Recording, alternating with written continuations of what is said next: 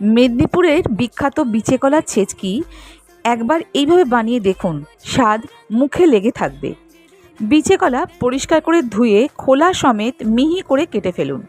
এবার একটা আলু ছোট করে টুকরো করে নিন।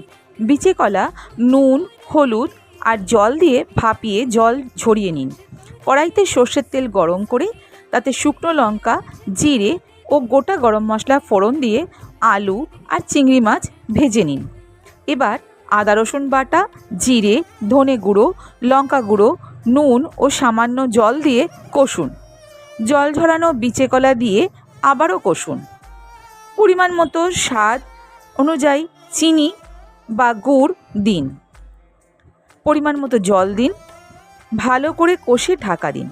মাখা মাখা হয়ে গেলে নামাবার আগে ঘি ও গরম মশলা ছড়িয়ে গরম ভাতে পরিবেশন করুন। এটা নিরামিষভাবে করলে আদা রসুন বাটার বদলে শুধু আদা বাটা দিন ও জিরে দিন, বাকি সব মশলাই দিন। আর চিংড়ির পরিবর্তে নারকোল ভাজা বা বড়ি ভাজা দিলে খেতে অসাধারণ লাগে।